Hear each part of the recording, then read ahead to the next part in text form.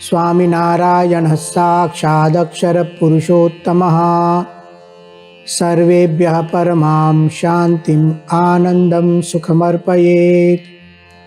वसुदेवसुतं देवं कंसचाणूरमर्दनं देवकी परमानन्दं कृष्णं वन्दे जगद्गुरुम्। ॐ अक्षरमहं पुरुषोत्तमदासोऽस्मि। ॐ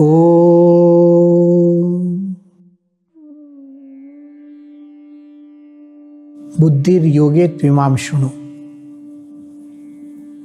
भगवान श्री कृष्ण ने कहा, हे अर्जुन, हे पार्थ, अब मैं तुझे योग विषयक ज्ञान देता हूं,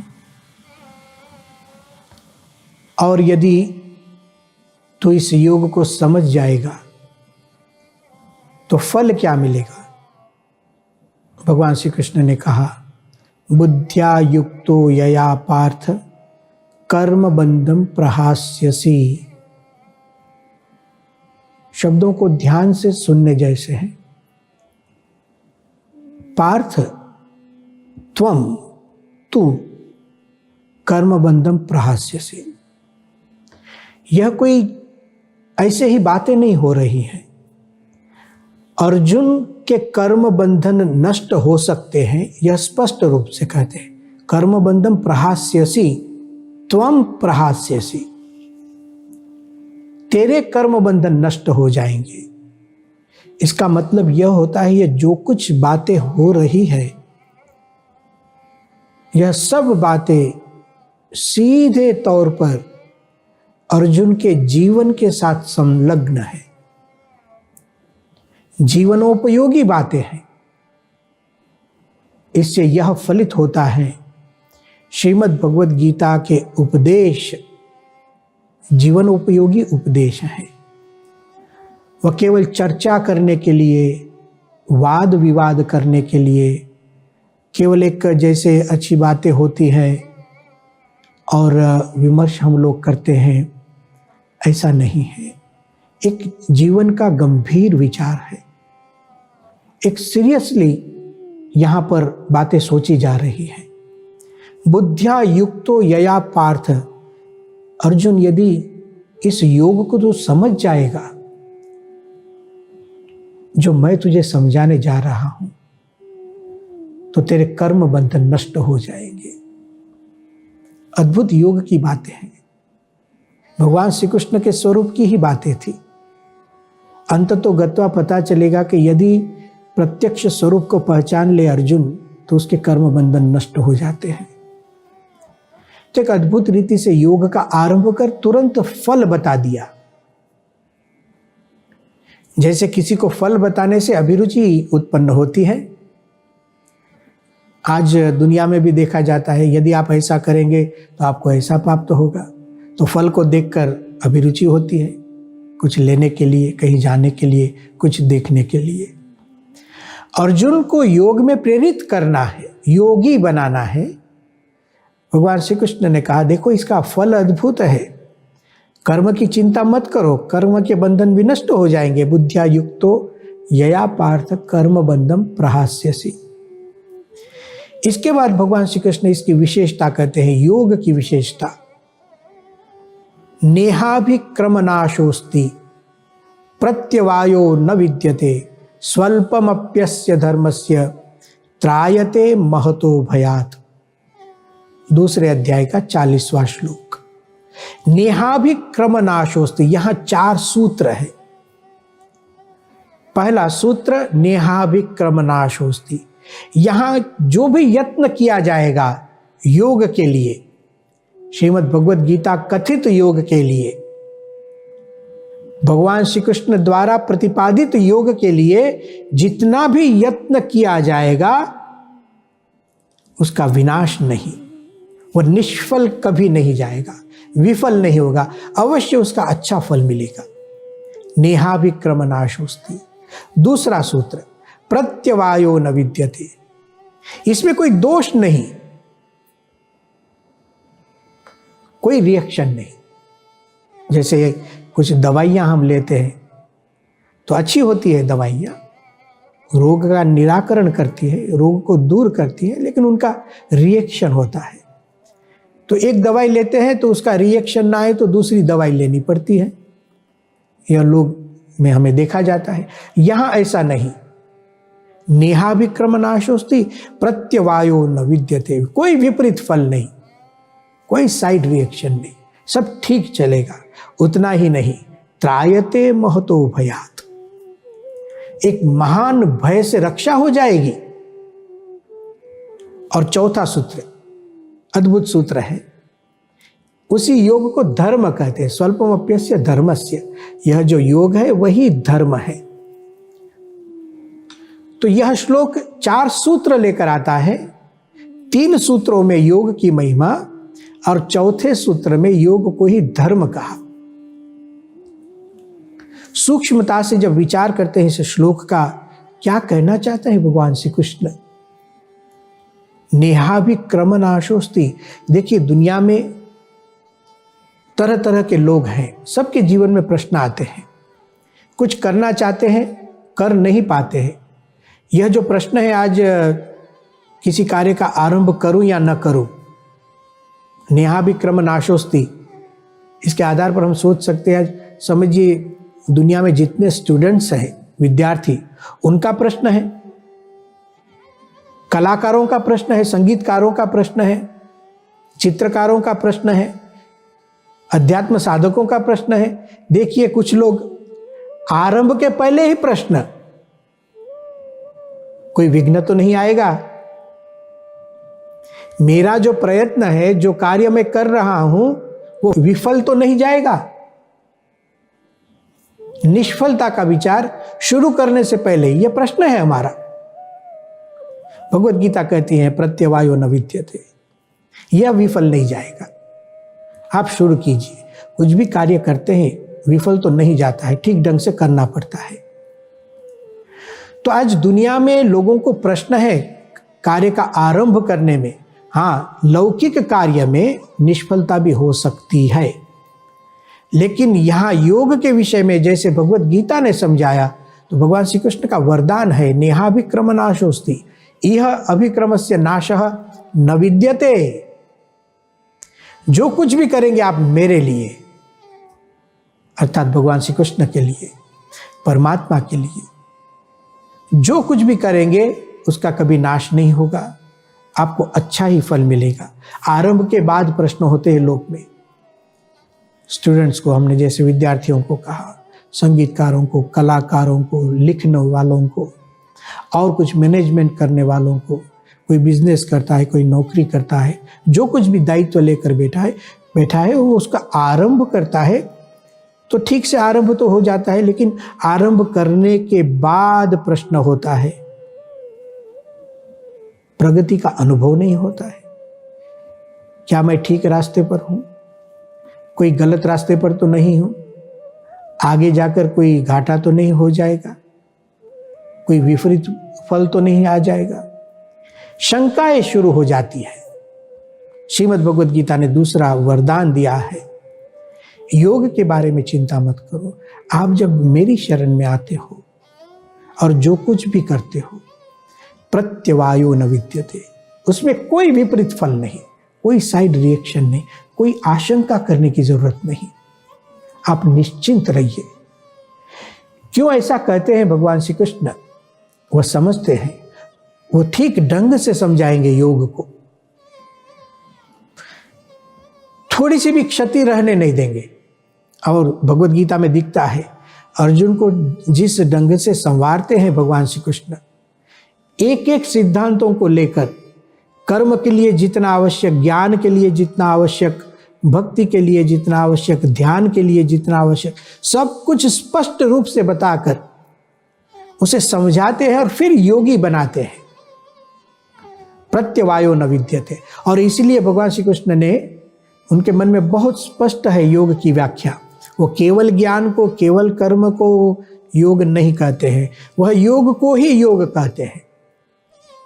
6ठे अध्याय में स्पष्टता की है, तपस्विभ्यो अधिको योगी कर्मिभ्यश्च अधिको मतः ज्ञानिभ्यो अधिको योगी तस्मात् योगी भवार्जुन। केवल कोई तप करता है तो तप नाम की स्थूल क्रिया को देखकर उसकी विशेषता भगवद गीता ने नहीं बताई। तो वहां पर अभिक्रम का नाश या प्रत्यवाय का प्रश्न आएगा, विपरीत फल या निष्फलता दोनों प्रश्न आ सकते हैं। जहां केवल तप, बाह्य क्रियात्मक तप हो, काय शोषणात्मकम तपः ऐसे कहा गया है कहीं पर, केवल काया का शोषण करना, देह को दंड देना, केवल वही लक्ष्य हो जाए, तो गीता ने स्पष्ट कहा तपस्विभ्यः अधिको योगी, उससे तो हमारा योगी श्रेष्ठ है। इसका मतलब यह नहीं कि योगी तप नहीं करता है। योगी तपस्वी होता है, लेकिन वह केवल तपस्वी नहीं होता है, उसका तप योग के लिए होता है, जुड़ने के लिए होता है। तप प्रधान नहीं होता है, योग मुख्य रहता है। तपस्विभ्यो अधिको योगी कर्मिभ्यश्च अधिको मतः। आज देखिए कर्मठता तो पूरे विश्व में है, सब लोग कर्म करते हैं। कुछ लोगों को कर्म करना पसंद है, वर्कोहलिक होते हैं, कर्मठ होते हैं, कर्म किए बिना रह नहीं सकते हैं, लेकिन उसकी भी विशेषता भगवद गीता नहीं कहती है। केवल कर्म की कोई विशेषता नहीं। कर्मिभ्यश्च अधिको मतः, उससे कोई योगी है तो कर्मी केवल कर्मी से श्रेष्ठ है।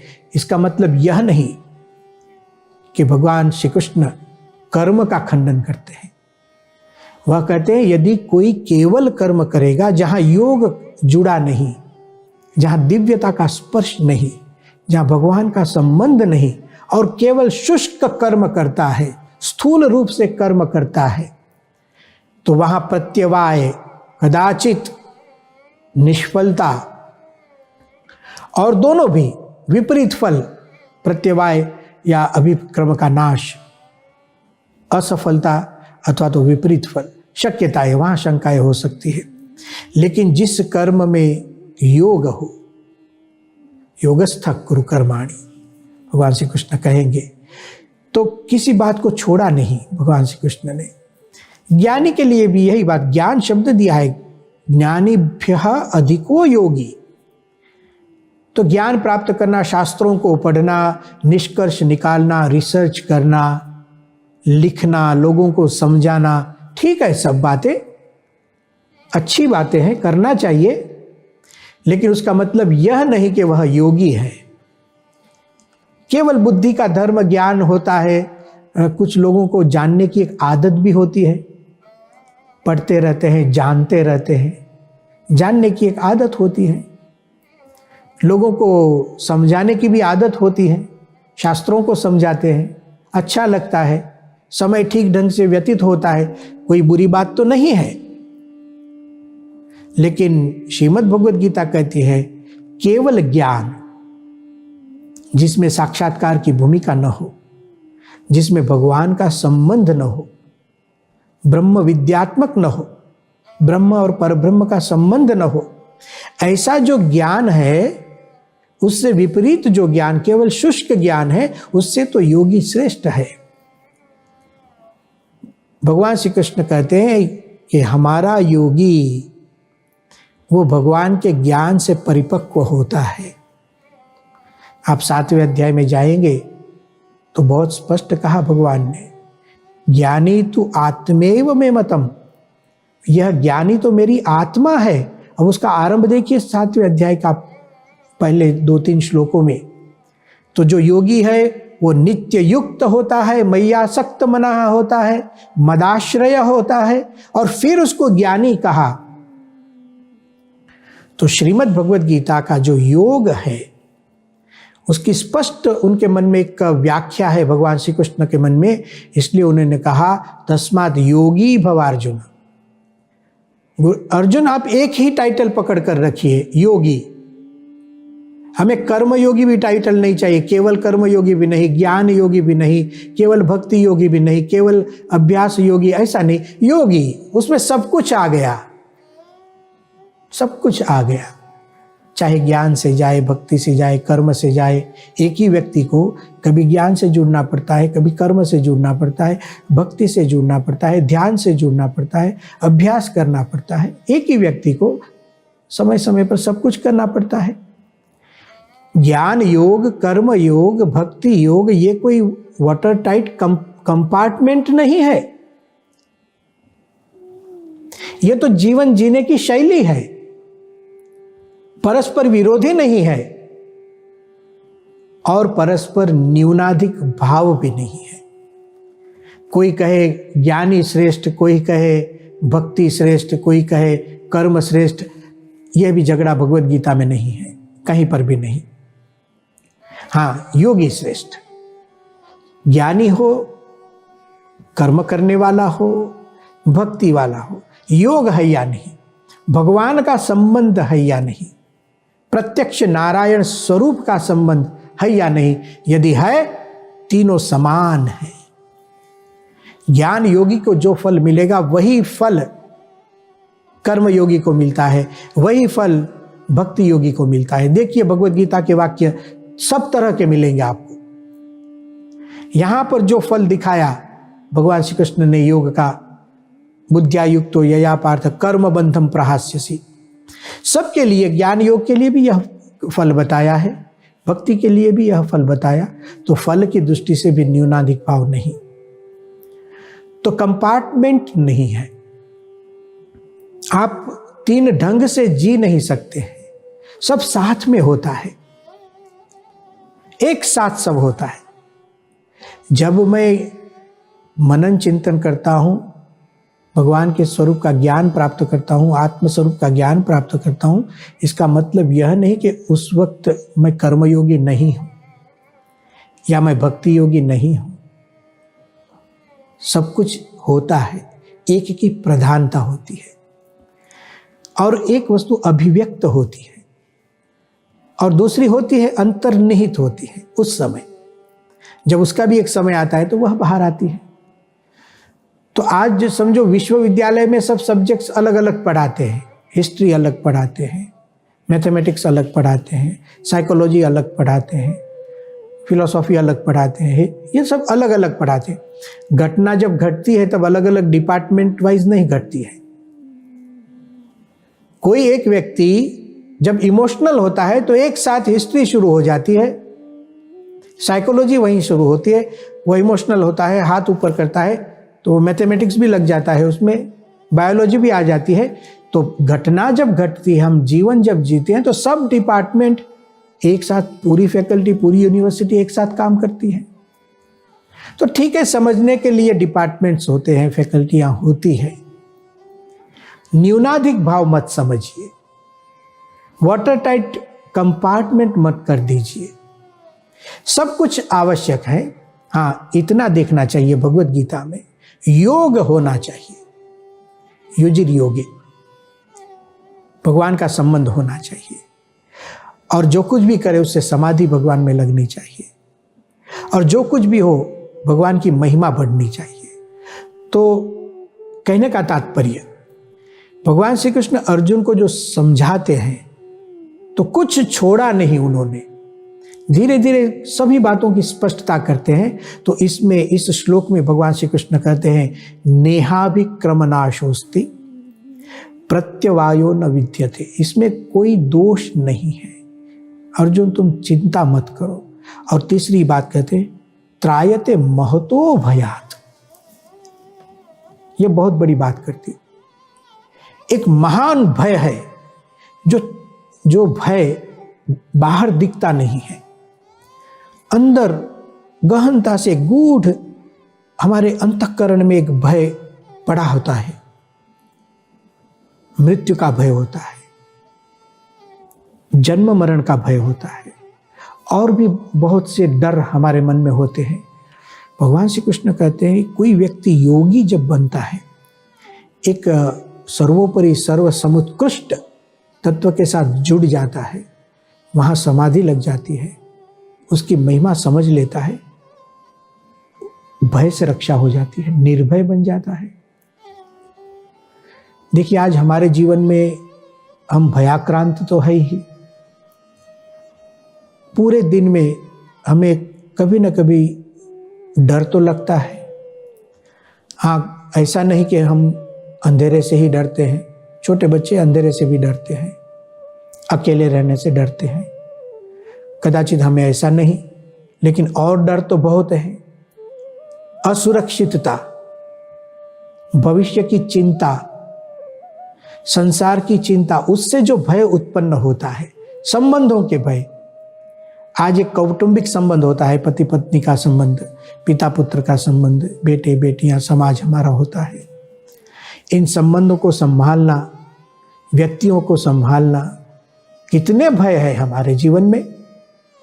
और फिर एक कर्तव्य निभाना, और जब एक कर्तव्य को निभाने जाते हैं, कुछ कर्म करने जाते हैं, कोई निर्णय हम डिसीजन लेते हैं, तो कितना डर लगता है, कितना सोचना पड़ता है।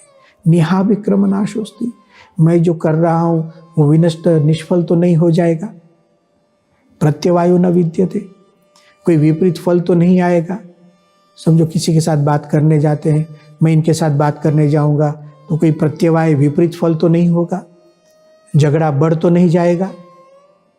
किसी को समझाने जाना, देखिए अनंत प्रकार के भय हमारे जीवन में है। इन सब भय में से निकलने के लिए योग है। योग भगवान का आश्रय, भगवान का संबंध। कोई व्यक्ति भगवान के साथ जुड़ता है, एक सर्वोपरि सत्ता के साथ जुड़ जाता है, तो एक बल मिलता है, और यह भगवत स्वरूप का बल जिसको प्राप्त है, महान भय से रक्षा होती है। यदि महतो भयात् त्रायते, महान भय से रक्षा होगी तो अल्प भय से तो हो ही जाएगी। छोटी छोटी जो हमारे जीवन में प्रश्न है, भय है, वो तो अपने आप निकल जाएगा। योग की महिमा सुनाते हैं, और अंत में जाकर भगवान श्री कृष्ण ने इस श्लोक में जो चौथा सूत्र है, वह कोई महिमा नहीं, लेकिन योग के लिए एक दूसरा शब्द प्रयोग किया उन्होंने, स्वल्पम अप्यस्य धर्मस्य। यह जो योग रूपी जो धर्म है, अब भगवत गीता धर्म शब्द को एक नए अर्थ में ला रही है, जो अर्थ अर्जुन के मन में नहीं है। भगवत गीता में दो अर्थ में धर्म शब्द प्रयोग दिखता है प्रधान रूप से। एक, जैसे क्षत्रिय धर्म, कर्तव्य, ड्यूटी जिसको कहते हैं। अब दूसरा, भगवान श्री कृष्ण योग को धर्म कहते हैं, योग रूपी धर्म।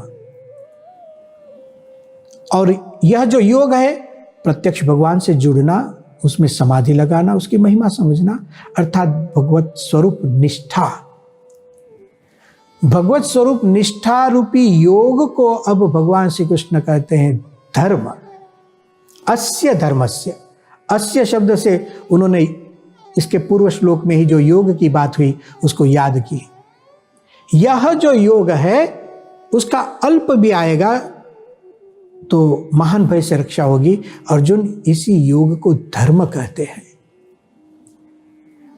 श्रीमद् भगवद गीता में धर्म शब्द का प्रयोग स्वरूप निष्ठा के लिए, भगवान की स्वरूप की निष्ठा वही धर्म है। बहुत स्पष्ट रूप से भगवान श्री कृष्ण यहां बताएंगे योग धर्म, योग रूपी धर्म। तो धार्मिक कौन? जो योगी है वह धार्मिक है। केवल वर्णाश्रम धर्म तक गीता का धर्म शब्द सीमित नहीं, वर्णाश्रम धर्म से भी ऊपर उठकर भागवत धर्म में परिणत होता है। गीता का धर्म शब्द किस ढंग से होता है अगले व्याख्यान में देखेंगे। ओम शांति ही शांति ही शांति ही।